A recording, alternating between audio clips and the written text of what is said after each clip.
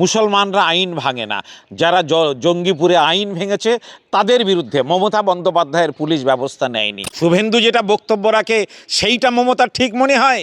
বিজেপির নেতারা যেটা উস্কানি দেয় সেইটা কি শান্তির বার্তা মনে হয় মুখ্যমন্ত্রীর?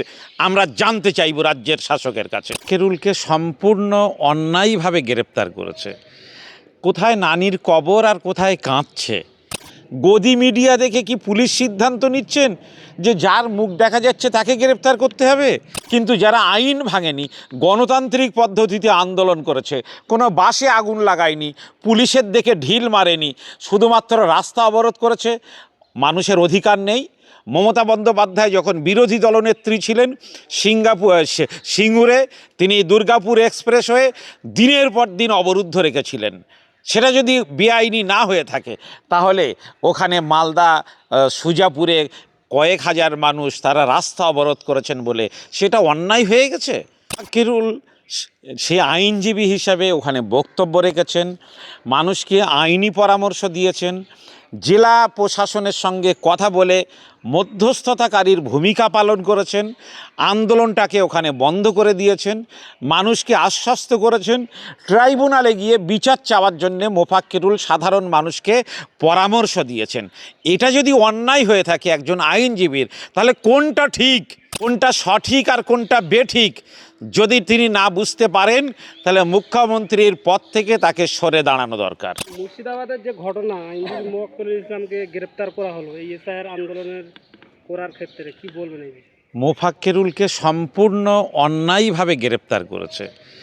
কোথায় নানির কবর আর কোথায় কাঁদছে। যেখানে বিচারকরা আটক ছিলেন সাধারণ মানুষের কাছে, সেখান থেকে 20 কিলোমিটার দূরে একটা সভায় মোফাক্কিরুল বক্তব্য রেখেছেন, সেইটাতে ছবিতে এসেছে বলে মোফাক্কিরুলকে গ্রেপ্তার করতে হবে?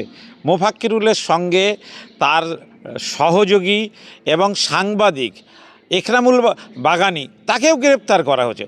এখানে কি কোনো পুলিশের কোনো রকম তাদের ইনফরমেশান, পুলিশের যে গোয়েন্দা দপ্তর, সব কিছুই ফেলিওর? সব কি শুধু ফেসবুক দেখে আর খবরের কাগজ দেখে চলছে? গদি মিডিয়া দেখে কি পুলিশ সিদ্ধান্ত নিচ্ছেন যে যার মুখ দেখা যাচ্ছে তাকে গ্রেপ্তার করতে হবে?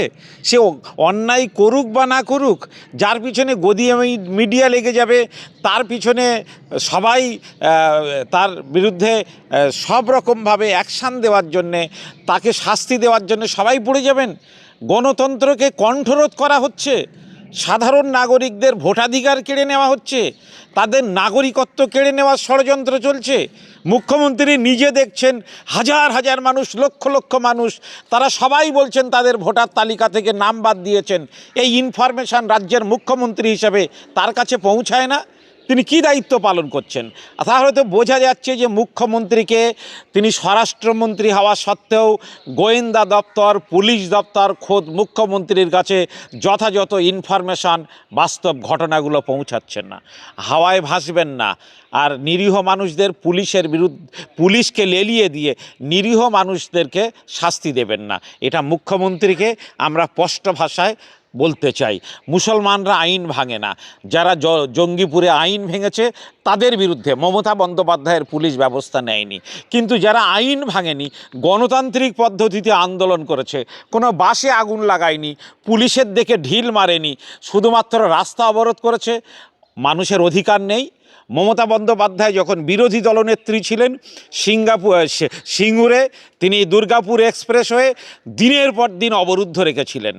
সেটা যদি বেআইনি না হয়ে থাকে তাহলে ওখানে মালদা সুজাপুরে কয়েক হাজার মানুষ তারা রাস্তা অবরোধ করেছেন বলে সেটা অন্যায় হয়ে গেছে। ফলে যেভাবে রাজ্যের পুলিশ প্রশাসন চলছেন, এটা কিন্তু ভুল পথে চলছেন। আইন মেনে আন্দোলন হবে, গণতান্ত্রিক পথে মানুষ আন্দোলন করবে। এই গণতান্ত্রিক পথে আন্দোলন করার অধিকার পুলিশ প্রশাসন কখনো বন্ধ করতে পারে না। গণতন্ত্রের টুটি চেপে ধরার চেষ্টা চলছে, এর বিরুদ্ধে কিন্তু আমরা আছি, সোচ্চার হব। আইনের প্রতি আমাদের আস্থা আছে। আইন এবং আদালত, এভাবেই কিন্তু আন্দোলন হবে। একদিকে আন্দোলন হবে, আর একদিকে আদালতের পথেও আমরা বিচার চেয়ে লড়াই করব। বলা হচ্ছে যে উস্কানি দিচ্ছিল মোফাক্কিরুল ইসলাম ওই জায়গায় গিয়ে, কিন্তু আমরা দেখেছিলাম যে সকাল থেকে আন্দোলন চলছে, মোফাক্কেরুল ইসলাম 8 মিনিট বক্তব্য দেওয়ার পরে ওই আন্দোলনটা তুলে নেওয়া হয়। মোফাক্কিরুল সে আইনজীবী হিসাবে ওখানে বক্তব্য রেখেছেন, মানুষকে আইনি পরামর্শ দিয়েছেন, জেলা প্রশাসনের সঙ্গে কথা বলে মধ্যস্থতাকারীর ভূমিকা পালন করেছেন, আন্দোলনটাকে ওখানে বন্ধ করে দিয়েছেন, মানুষকে আশ্বস্ত করেছেন, ট্রাইব্যুনালে গিয়ে বিচার চাওয়ার জন্যে মোফাক্কিরুল সাধারণ মানুষকে পরামর্শ দিয়েছেন। এটা যদি অন্যায় হয়ে থাকে একজন আইনজীবীর, তাহলে কোনটা ঠিক? শুভেন্দু যেটা বক্তব্য রাখে সেইটা মমতার ঠিক মনে হয়? বিজেপির নেতারা যেটা উস্কানি দেয় সেইটা কি শান্তির বার্তা মনে হয় মুখ্যমন্ত্রীর? আমরা জানতে চাইব রাজ্যের শাসকের কাছে। কিন্তু মুখ্যমন্ত্রী যেভাবে কৃতিত্ব নিচ্ছে, বলছে যে পুলিশ গ্রেপ্তার করেনি, আমার সিআইডি গ্রেপ্তার করেছে। মুখ্যমন্ত্রীকে বলতে চাই যে তিনি রাজ্যের 15 বছর ধরে মুখ্যমন্ত্রীর দায়িত্ব পালন করছেন।